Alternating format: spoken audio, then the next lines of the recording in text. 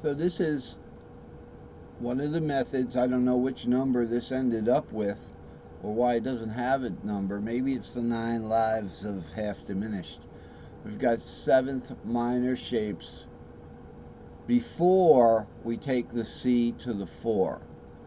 So the A minor shape circled right there would be C7, 2, and I extended this little line here to C inadvertently because that's where the fret note would be. Okay, in the A box, normally we're playing like this with our finger on the 5th in the A shape. That minor shape is going to be what? It's going to be brought down. Now, obviously, you'd have to be doing bar chords because if this was open, you couldn't do that. But we bring it down like that, and then so that's your B minor shape right there. See that 7 in your A minor shape there. Okay, the good old A minor shape is where? Right here, 3/6 root, right?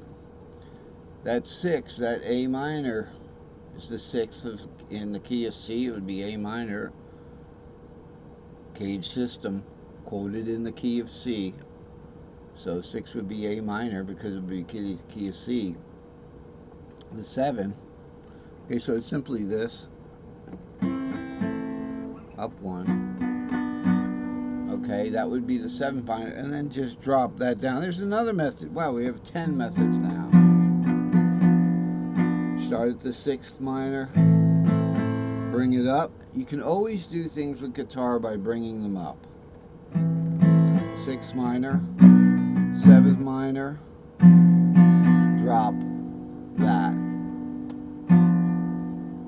that F sharp, or drop that 5th, the local 5th of that.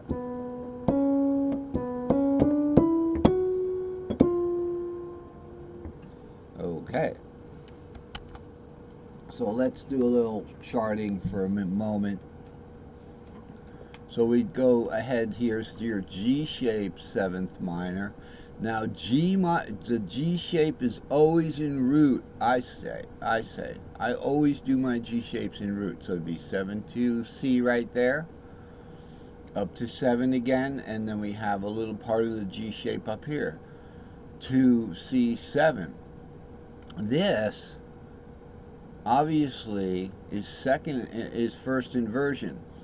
This is an interesting thing, and there you go, another method. Just play it. Learn the 3 inversions. Okay, you've got the root 7 to C right there. Over here in the A shape, we have 2nd inversion, C7 2 or 4/7 2. Let's just do our 7 2 4 diminished triad. So 7 is the root here. Here's 2nd inversion, 4/7 2. 2nd inversion in the A shape. The E shape is also 2nd inversion. The C shape is essentially got all 3 inversions. So it's got 2nd inversion here. Okay. Oh, right here. 4/7 2. 2nd inversion, and then root.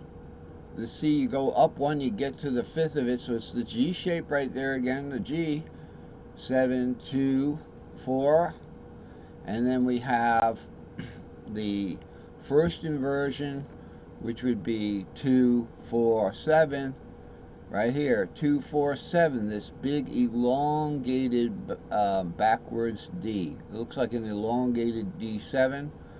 So stemming from the C shape, as it progresses in this long kind of accordion kind of chord, stemming from the C shape, we have the 1st inversion up there, right? Which would be 4.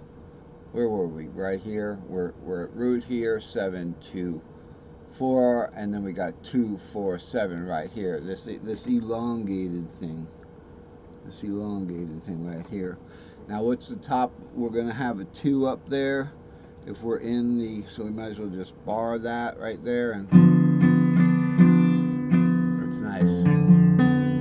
So let's talk about some other methods. That appears to be the top method. And again, I remind you, with this method of the 7th minor shapes, we simply will go to the 6th minor shape, bring it up, but when we're working with open strings, you're not going to have access to that 6th minor shape. So we simply build a minor chord off of the 7th. So find the 7th, build a minor chord off of it, and then drop the the 5th down to its diminished 5th. Alright, that's one method, which works pretty good. Now, these other methods, like method 2 here.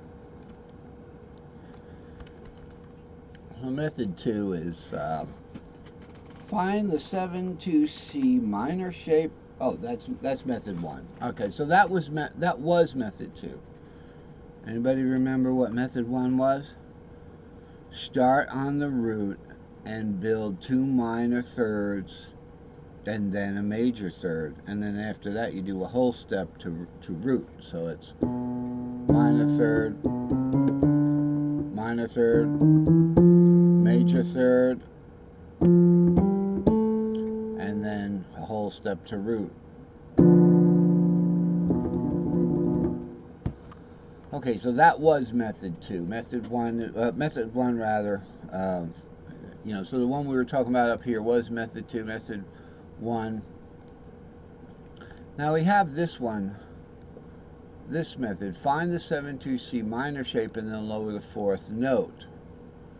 Okay, that was an illustration of this method. So over here, what do we have here now? I think we have another method here. C minor shape. C7, 2, C7. That's your C minor shape. That's the same thing we were doing. C7, 2, and then what? C7. There's your C. I extended past the fret nut down here. And then 2 would be where? Would be not shown because it's in the previous cage, in the D cage. So it's just in parentheses, means it's kind of there, but it's not there. Next, move C to 4. Okay, so we did do that. So that's kind of method 1 and 2 right there.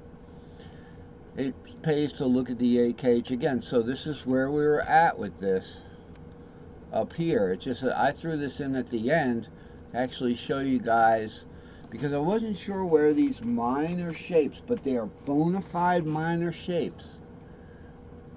This is the A minor shape, but it is a 7th minor chord. Okay, so the wife's home. We're going to finish up this segment, and we'll be back later. You're not going to know that because it's instantaneous, but find the 7-2C minor shape and lower the C to the 4 note. We did that. The A minor shape is the shape of that 7. So where is the shape of that 7? In the C box, it's going to be the C minor shape. Is it? Maybe not, because the C minor shape is going to, it's got to start one lower, right? So we're going to miss out on some of that shape here. So it might be better to go to the A minor shape in that case anyway. But with the A minor 5 root 3, we've got access to an A minor shape here. Okay, A minor shape now, not A shape.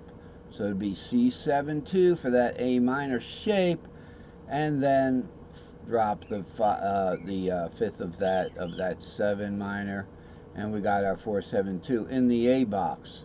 G box, G minor shape. Again, we might want to go to the E shape there, but we're not going to get the whole shape there, so it gets a little complicated. But eventually, that's why we went back up here for the E shape, so we could go cross cages.